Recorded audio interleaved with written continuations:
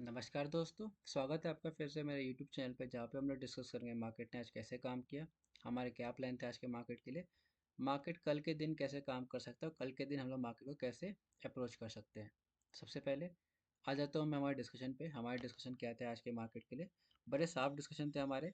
हमने दो रेंज बना के रखा था और मैंने आपको बताया था कि मार्केट में फ्लैट खुलता है तो इस रेंज के ब्रेक होने पे कोई ट्रेड लीजिएगा, लेकिन अगर मार्केट गैप अप खुलता है और किसी भी टाइम इस रेंज के अंदर आ जाता है जो कि है 23,375, तो मैं पुट के लिए बैठूंगा और मेरे टारगेट 23,000 तक के भी हो सकते हैं। हालांकि ये एक ट्रेंड लाइन सपोर्ट था जहाँ पे आपको आइडियली मार्केट में पोजीशन बुक कर लेना चाहिए था, क्योंकि ये क्या है, अगर मैं आपको थोड़ा जूम आउट करके दिखाऊं तो मार्केट में ये एक अच्छा खासा सपोर्ट था जिसको मार्केट ने आज ब्रेक डाउन भी कर दिया, लेकिन आपको ऑन द स्पॉट पता नहीं रहता। और जब आप ऊपर से देखिए तो 375 से लेके ऑलमोस्ट 160, या फिर आप कह सकते हैं ऑलमोस्ट आपको 200 पॉइंट मिल गया हो, तो 200 पॉइंट के बाद और ग्रीड करके बैठना कि 200 और चाहिए, ये मतलब यहाँ से रिवर्स होके अगर आप बैठे होंगे तो देखिए आपका एक टाइम पे पूरा मार्केट ने पैसा खा लिया होगा।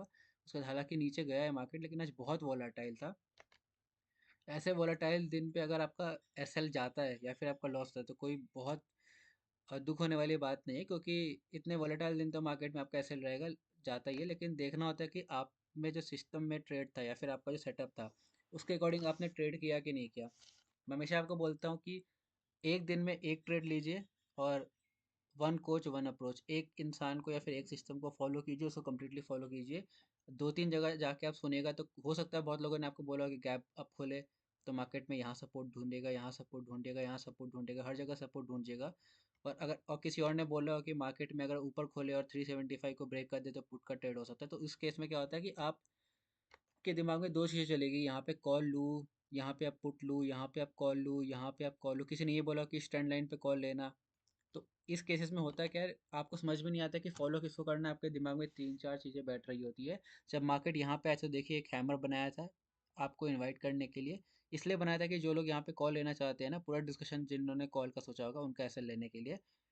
तो मैं नहीं बोल रहा कि कोई ये जहाँ पे किसी ने लिया हो कॉल वो गलत था, ले सकते हैं, लेकिन आपका ये एसएल रहना चाहिए था। और एसएल हटने के बाद अगर आप बैठे होंगे आज तो ये आपकी गलती है। एसएल आज आपका गया वो आपकी गलती नहीं है। एसएल जिसने यहाँ पे कॉल लिया होगा उसका भी गया, जिसने यहाँ पे कॉल लिया था उसका भी गया, जिसने यहाँ पे पुट लिया था या फिर किसी ने यहाँ पे पुट लिया था उसका भी, अगर मार्केट ने यहाँ पे अच्छे टाइम पे उसने बुक नहीं किया तो भी उसका एसएल गया था, क्योंकि बहुत एक अच्छा खासा कैंडल बन गया था रिवर्सल वाला। इसलिए एसएल लगना कोई दिक्कत वाली बात नहीं, लेकिन मेक श्योर कीजिए कि आपका जिस दिन एसएल लग रहा है उस दिन लिमिट के अंदर लगे और आप मार्केट के साथ झगड़ा ना करें, वरना आज के मार्केट में है ना, ऑप्शन बायर्स का मार्केट पैसा ख़त्म ही कर देता है। सीधे हम आ जाते हैं हमारे डिस्कशन पे, वन डे टाइम फ्रेम पे क्या हो सकता है।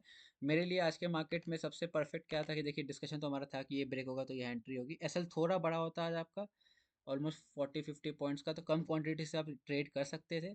लेकिन यहाँ पे आपका यहाँ पे बुक हो जाना चाहिए था। यहाँ पे नहीं हुआ तो आपका ट्रेलिंग एसएल कम से कम यहाँ तो आ जाना चाहिए था, जो कि आपका इस बड़े कैंडल पे हिट हो जाता है। मैंने आपको हमेशा बोला है, एंट्री के लिए कैंडल के क्लोजिंग का वेट कीजिए, एग्जिट के लिए उस लेवल पे विक भी बनने लगे ना तो निकल जाया कीजिए। उम्मीद करता हूँ आपने आज प्रॉफिट किया होगा। जिसने लॉस किया है कोई दिक्कत नहीं है, अगली बार से ध्यान रखिएगा कि मार्केट आपके अगेंस्ट जाए तो मार्केट में एसएल ना दे, सॉरी एसएल दे और मार्केट से झगड़ा ना करे।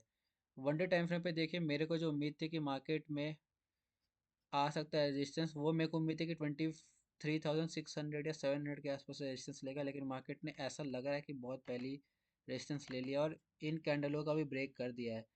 तो आइडियली तो यहाँ से मार्केट में एक बहुत बड़ा डाउनफॉल होना चाहिए और बहुत बड़े टारगेट यहाँ पे खुल जाते हैं अगर आप देखिएगा तो, मार्केट में जितना वीक है। हालांकि आपको मैं बोल रहा हूँ कि मार्केट में आराम से 22,800, जो कि मैं आपको बहुत पहले से बोल रहा हूँ, 22,800, उसके बाद 23,500, 22,000, इनफैक्ट 21,000 इलेक्शन डे जो लो है वो मार्केट में खुल तो गया है, वो खुल तो बहुत पहले गया था।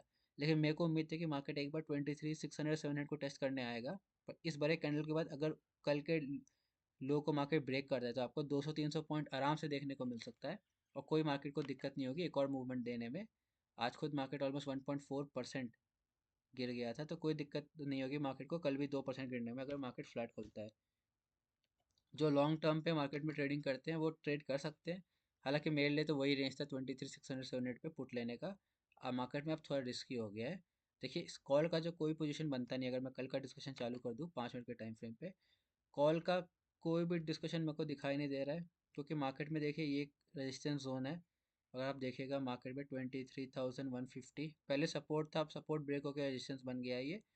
तो मार्केट में मैं तो आपको कल मना करूँगा, कॉल किसी भी हालत में नहीं लेना है आपको। हाँ, पुट के लिए आप 23,000 ब्रेक हो जाए ना, पुट में बैठिएगा। टारगेट देखिए मैंने पहले ही लगा रखा है, 22,800 के लिए हम लोग बैठेंगे। बीच में मेरे को हो सकता है मार्केट रिवर्स करके कल आ जाए वापस, इसका एक चांस है, लेकिन फिर भी मैं बैठूंगा नीचे, क्योंकि मार्केट में 22,800 के टारगेट ओपन हो चुके हैं। कॉल के लिए मैं आपको बोलूँगा, कॉल बिल्कुल आपको अवॉइड करना है। कोई भी मार्केट में आपकी कोई भी ट्रेड नहीं बनेगी कॉल कॉल की कल। अगर मार्केट को ऊपर जाना है तो उसको कल एक ऊपर क्लोजिंग करने दीजिए, उसके बाद फिर हम लोग अगले दिन से सोचें, क्योंकि मार्केट देख कितना वीक है आपको दिख गया होगा आज। अगर आपको लग रहा था कि मार्केट में कल एक अच्छा खासा बाउंस देके मार्केट ऊपर गया, और जो मैंने भी बोला था कि 600 के टारगेट खुल चुके हैं, मार्केट ने फिर से बता दिया कि मार्केट कितना वीक है, और अभी भी मार्केट थोड़ा सा रिट्रेस करने के लिए भी तैयार नहीं हो रहा है। तो इसलिए मार्केट अगर फ्लैट खुलता है, 23,000 ब्रेक करता है, 22,800 के लिए हम लोग बैठ जाएंगे पुट साइड में। मेरा जो एस एल रहेगा, वो एस एल मेरा रहेगा यहाँ पे 23,030 के आसपास का, और मैं बैठ जाऊँगा 22,800 के लिए। मार्केट अगर गैप डाउन खुलता है बहुत अच्छी बात है, 22,150 के आसपास खुलता है और अच्छी बात है। यहाँ पे मैं पुट का पोजीशन लेना चाहूँगा, मेरे टारगेट आगे 22,800 के होंगे। What ever market gap down खोले, अगर मार्केट गैप डाउन खोले तो थोड़ा दिक्कत हो सकता है मार्केट में। मैं गैप डाउन खोलने पे एक वेट करूँगा कि मार्केट पिछले प्रीवियस डे क्लोजिंग के आसपास आके रिजेक्शन दिखाए, और फिर मार्केट कंटिन्यूसली डाउन साइड की मूवमेंट में चालू कर दे। आपको मैं एग्जांपल दिखाता हूँ एक, थोड़ा पीछे जाके कि मैं क्या बात कर रहा हूँ। ये अगर आप इस दिन का चार्ट देखिएगा, ये है ऑलमोस्ट 13 जैन की। मार्केट क्या क्या गैप डाउन खोला, मैं प्रीवियस डे क्लोजिंग के आसपास आने का वेट करूंगा मार्केट में। प्रीवियस डे क्लोजिंग पे आके मार्केट ऐसा कुछ एंगल्फिंग या फिर थोड़ा वीकनेस दिखाएगा, या एंट्री होगी। आपने ऐसा लिए हाई होगा प्रीवियस डे क्लोजिंग लो का, या फिर एंगल्फिंग कैंडल के हाई का भी रख सकते हैं, क्योंकि मार्केट को अगर नीचे जाना है तो इसके हाई को ब्रेक नहीं करेगा, और फिर आपको एक अच्छा खासा टारगेट ऐसे देखने को मिल सकता है। ऐसे कैंडल की मैं कल फिर उम्मीद कर रहा हूँ कि अगर मार्केट गैप डाउन खुलेगा, क्योंकि मार्केट देखिए वैसे ही बहुत नेगेटिव है।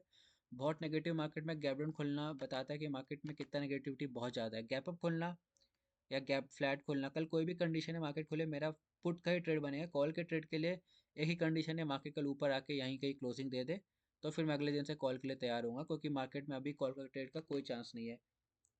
मार्केट अगर फ्लैट खोले, फिर से आपको डिस्कस करता हूँ, 23,000 ब्रेक होगा, अपन बैठेंगे 22,800 के लिए। अपना रहेगा 23,030 का एस एल। मार्केट अगर गैप अप खुले, 23,120 या 150 जोन के आसपास खोले, पहला 5 मिनट कैंडल रेड बना के रिजेक्शन ले ले, मैं बैठ जाऊंगा पुट के लिए। मेरे अगेन टारगेट रहेंगे 22,800 के लिए।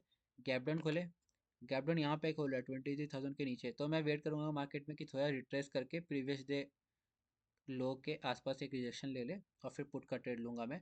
डायरेक्टली मार्केट नीचे चलने लगती तो मैं बहुत इंटरेस्टेड हूँ नहीं, क्योंकि मार्केट में कहीं से भी रिवर्सल का डर रहता है। ये चीज़ आपको देखना पड़ेगा, क्योंकि क्योंकि मार्केट में क्या है, अभी कोई कॉल का पोजीशन बना नहीं है, इसलिए मार्केट में एक रिवर्स करने के लिए, सेलर्स को ट्रैप करने के लिए ऊपर आ सकता है। एक बार ऑप्शन चेन पे देख लेते हैं। अच्छा, एक ही पॉइंट पे मैंने मल्टीपल टाइम डिस्कशन कर दिया। ऑप्शन चेन में मैं क्यों बोल रहा हूँ कि मार्केट बहुत ही नीचे जा सकता है, ये ऑप्शन चेन भी आपको डिफाइन कर रहा होगा। देखिए कितनी अच्छी खासी अनवाइंडिंग हुई है, यही मैं आपको दर्शा रहा था।